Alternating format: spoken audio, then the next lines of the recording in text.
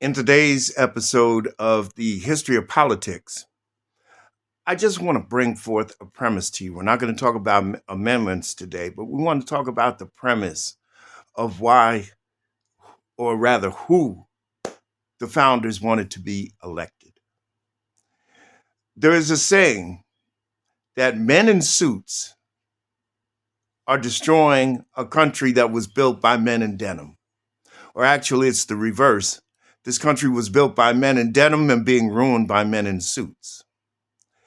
It's because, unfortunately, ever since the 2010 Citizens United ruling by the Supreme Court, which absentmindedly said that corporations are people too, that is so misinterpreted and backwards, it's unbelievable.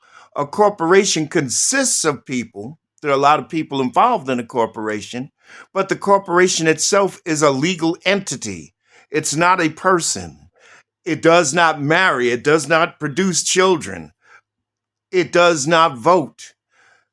At least publicly, a corporation itself cannot vote.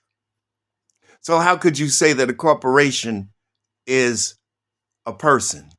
But the purpose of doing that was to allow dark money from lobbying interests like the oil lobby, the tobacco lobby, the alcohol lobby, to allow those people to inflict money.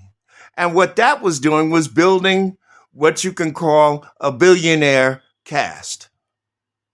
And that's caste, C-A-S-T-E, a billionaire caste, where they would eventually take over and rule everything. We're going right back to Karl Marx. I know you haven't read, or you may have, the Communist Manifesto by Karl Marx. But the corporate billionaires were known as the bourgeois. And the working class, like us, was known as the proletariat. And the idea is simply this, or the lesson to be learned is simply this, that when you put too much pressure on the proletariat, on the working class, they're going to rebel. They're going to rebel. It's going to happen.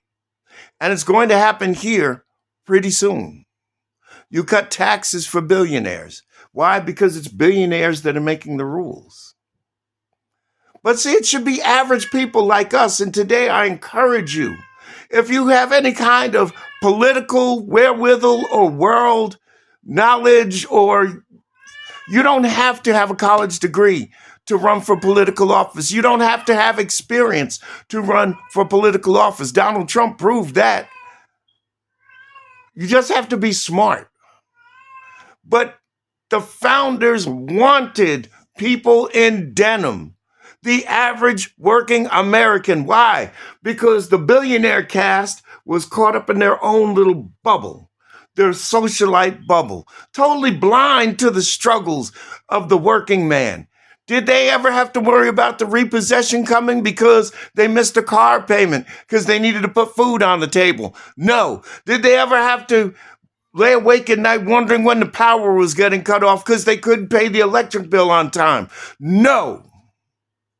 Have they ever been to landlord-tenant court? No.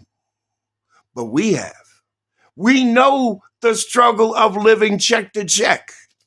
And we are the people that the founders wanted to represent in Congress.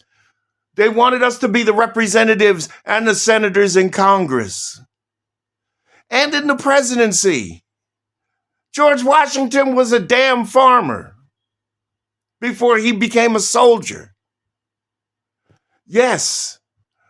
So I encourage you, me, myself, I'm going to tell you something.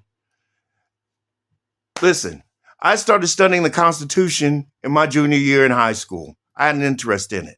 I went off, I dropped out of school, I went off and served my country. After I served my country, I got my GED, or during that time, rather. Afterwards, I did a variety of work in law enforcement.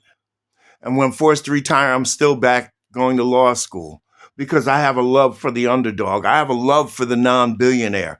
I support them because they're just like me. And by the way, I am also, I have a mixed background, so I have an appreciation for everybody, like all politicians should.